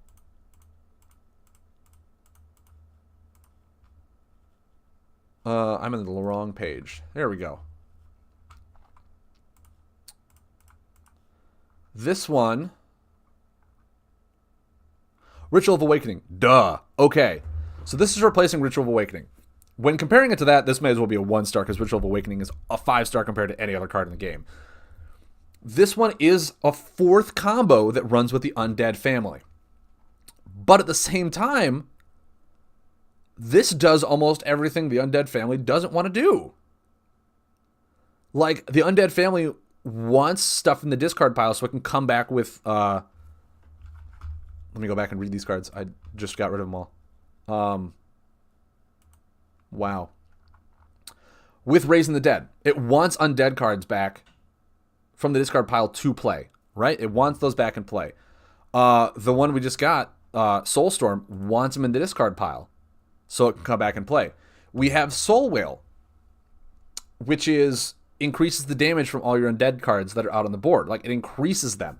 Increases their draw effects and damage, like, by 2. It's nuts. It's so strong. This one... This is a late game after you play Raising the Dead and your opponent has used up its buff removers. The thing is, though, it's kind of not. This is the card you would almost want to bait out the buff removal for. Because this does not push for damage. This attempts to keep you alive. Like, this is one of those where you're late in a tight spot and you better have a good board so then you have a really strong wall. Yes, the damage prevention gets increased by the number of undead buffs you have out in play. And then there's healing involved. But there's other good cards for damage prevention in Dread and for healing in Dread.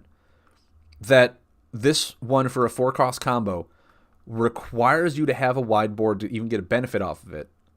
Otherwise, this is a 1 extra corner wall of bones that heals you for 8. There's already combos out there that heal you for 6 right away or 8 right away. There is the combo. Oh, is it leaving? No, Shadow Form. There's already the combo Shadow Form, which is 5, 3, 2, and 2 healing and reduces damage received from attacks. So it's damage reduction. Shackles of Undeath. Like, I think Shackles of Undeath would be good if this said the number of undead buffs you have in your discard pile. That's where I think this card would be really good. Because then for those 4 turns, you have an insane wall that you're just like, oh god, okay, I just removed his entire board. Now he's an insane wall and he heals up. And he can get cards back to really find a tempo swing turn. For 4 cost, this makes you want to have a board of undead. And if your opponent just wipes your undead buffs off the board, this buff gets weaker. Out of all the undead cards, or all the undead buffs that we've gotten, all the undead combos that we have, every time an undead buff is left play or like does its thing and is in your graveyard, it gets better. This is the first one we have where it gets weaker when they're not on the board. And that just feels bad. Why would you run Shackles of Undeath over all those other ones when you could just run, Shadow Form, which is 2 Shadow, 1 Death, fits really well into the payment for all your other combos that you're playing. It's better burst healing. It's 5-3-2-2. Damage prevention from attacks. So the buffs, nothing, but you have Wall of Bones for that. There's also undead cards, which on the last 2 corners are damage reduction. So that you got that in your undead buffs alone. This one feels very underwhelming. Shackles of Undeath, I'm going to give maybe a 1.5 star. It's really underwhelming to see what it does. To know for a fact that you have to have a board full of undead specific families. Yeah, it gives you micro healing. That's fine. But for a 4-cost combo, that is literally defensive and has nothing offensive, nothing that says like your undead buffs, like they don't rotate, or at the beginning of your turn, bring an undead buff back. Like something like that to make it so it's actually being proactive. 4-cost defensive buffs feel kind of bad. The only reason Ritual of Awakening didn't feel bad is because you couldn't return it or remove it, and you couldn't die for 4 turns, and you got an additional action for 4 turns. Like, that was the epitome of survival. This one, you can still die through it. If they remove your undead buffs, they make this buff weaker. 2 healing. I don't see this one being run. Even an undead deck, you already have 3 combos designated to the undead family. 3 of them that are already 10 times better than this one is for the undead family. That you're going to run those 3, and then your next 2 are probably going to be more situational combos, or combos that help pay for combo payment.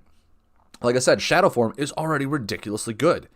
And then if you're running Soul Whale, why not run Horrific Manifestation, which is a 10 damage combo attack that moves cards back to help pay for Soul Whale?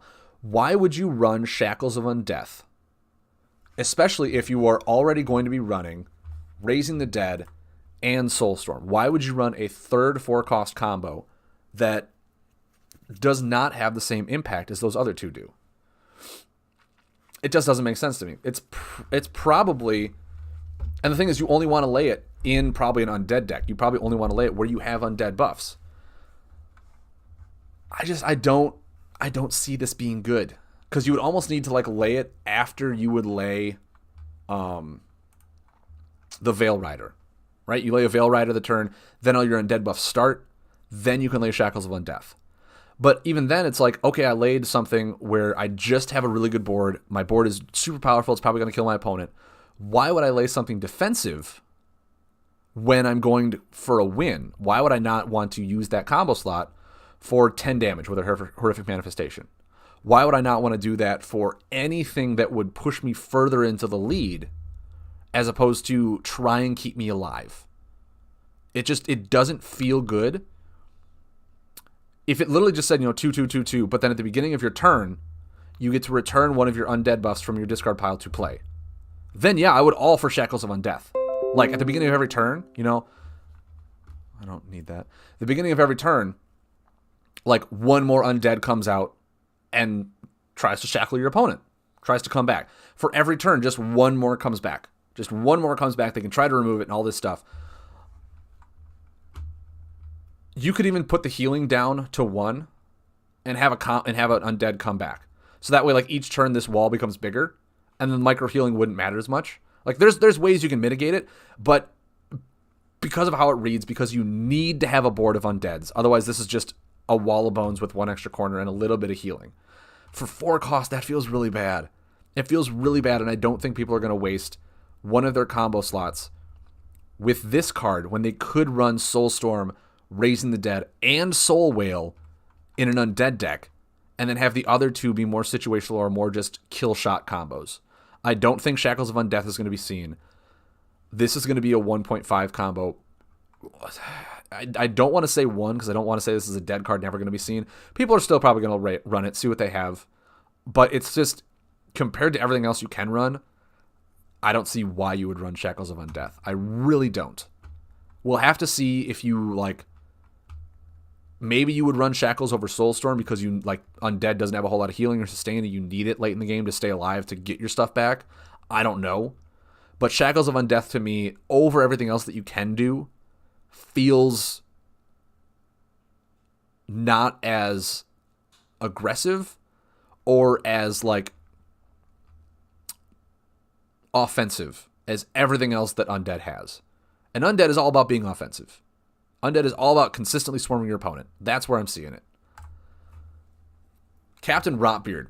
Poison Supremacy. Already like it. Do 1 damage to target if you play a Creeble and an Undead card in the same turn. This can only trigger once. As I believe someone said before in chat, the good boy dog that we have, who I gave like a 4.5 star rating to, is an Undead card. Searches for a card that searches for Creeble cards. Lay the Undead and a Creeble card in the same turn. Boom. Perfect. We've already been seeing a lot of cards that utilize from laying Undead and using Creeble cards like that. This card's just good. This card is probably going to see quite a bit of play. I don't know if it's going to be the be-all, end-all for a Undead deck because it requires you to also lay Creebles when we already have like Talia Shadeborn to do stuff with Undead really well. I'm going to give this a 3-star. It's a fun card. It's got enough synergies to be up there with... what's the Astral card where if you lay a card that is not the same alignment as your discard card, you do an additional damage, like that kind of thing. It is only 1 ping a turn. We have been seeing heroes that's like, yeah, if you lay 2 fire cards a turn, you deal an additional ping. Those cards were fun. They didn't happen as consistently as we've seen before. I love Captain Rotbeard's art. I love his art so much. It's probably one of my favorites. The color scheme and everything is really cool about him. But his abilities just kind of meh. 31 health, Poison's the primary to start with. Awesome. I would rather run Grimus. But, I mean, it's meh. It's a 3-star. It's a decent hero. It's going to be a filler hero. See if you can make some fun with it. But it's nothing that'll really impact the game as a whole. Gorehawk the Chopper. When any of your beast cards are discarded, draw 1 card.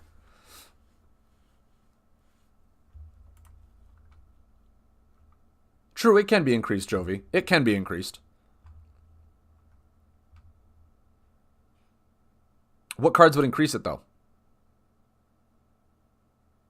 You'd have to run something in here to increase it. Because I don't think... Okay, yeah, Lurking Horror could increase it, I guess. Lurking Horror could increase it by 1. So you deal 2 damage. It could be good. It could be good. I'm still giving it a 3. I'm still giving it... Yes, it can be increased, but it's not something where you're going to be able to pull it off turn after turn after turn. You're maybe going to pull it off I don't know, 4, maybe 5 turns in a game. So I'm reading his abilities maybe like, I'll give it 6. I'll top it at 6. 5 or 6 damage from him in a game for doing cards in a specific order.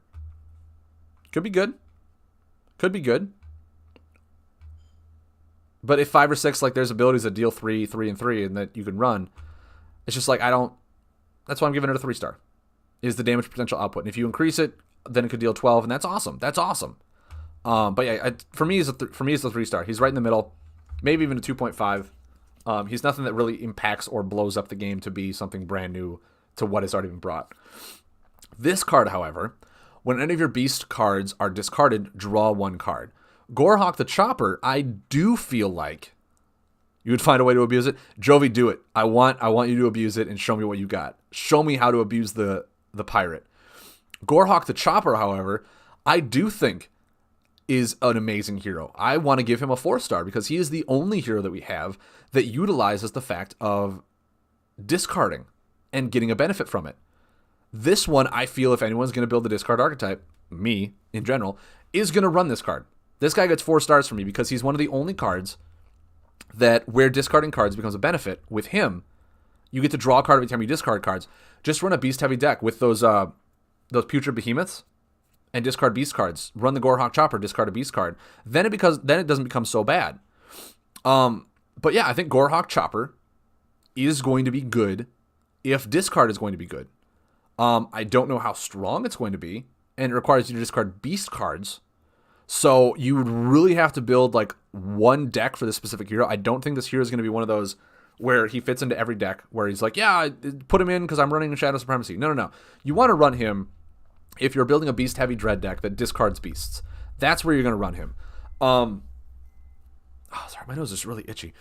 And in that case, yeah, you're building a deck around this hero, and that already gets him 3-star.